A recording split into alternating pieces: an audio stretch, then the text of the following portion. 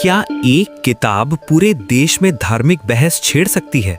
एक ऐसी किताब जिसने 19वीं सेंचुरी के भारत में धर्म, समाज और सदियों पुरानी परंपराओं को खुला चैलेंज दिया। हम बात कर रहे हैं सत्यार्थ प्रकाश की, जिसे लिखा था महर्षि दयानंद सरस्वती ने। कुछ लोग इसे धर्म सुधार की सबसे महान किताब मानते हैं, तो कुछ के लिए ये आज भी एक बड़ा विवाद है। आखिर इसके पन्नों में ऐसा क्या छिपा है, चलिए जानते हैं। साल था 1875। स्वामी दयानंद सरस्वती ने एक क्रांतिकारी आंदोलन शुरू किया, आर्य समाज। उनका मानना था कि वक्त के साथ हिंदू समाज में बहुत सी कुरीतियां और अंधविश्वास यानी सुपरस्टिशंस घर कर गए हैं।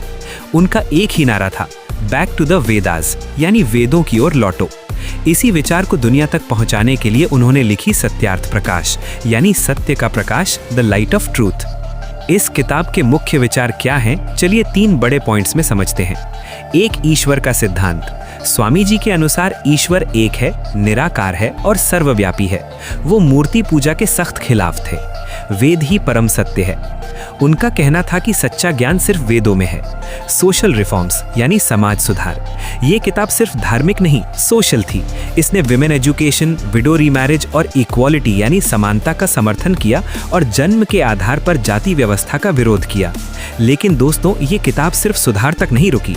सत्यार्थ प्रकाश के आखिरी 4 अध्याय सबसे ज्यादा विवादित माने जाते हैं।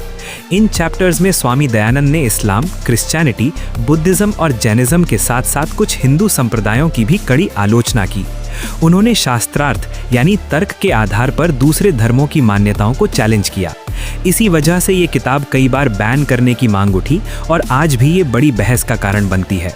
विवादों के बावजूद इस किताब का प्रभाव छोटा नहीं था। इसने भारत में एक बौद्धिक क्रांति पैदा की। डीएवी स्कूल्स और कॉलेजेस का जाल बिछा, जिसने मॉडर्न एजुकेशन को घर घर पहुंचाया। भगत सिंह से लेकर लाला लाजपत राय तक कई राष्ट्रवादी नेताओं पर इस आइडियोलॉजी का गहरा असर था। इसने स्वराज की नींव रखी। तो निष्कर्ष क्या है? सत्यार्थ प्रकाश सिर्फ एक किताब नहीं, बल्कि एक आईना थी, जिसने उस वक्त के समाज को उसकी कमियां दिखाईं। कुछ के लिए ये सुधार की रोशनी है, तो कुछ के लिए ये कटु आलोचना। लेकिन एक बात तय है, इसने भारत के इतिहास और सोच को हमेशा के लिए बदल दिया। आपका क्या मानना है? क्या धर्म में तर्क होना जरूरी है?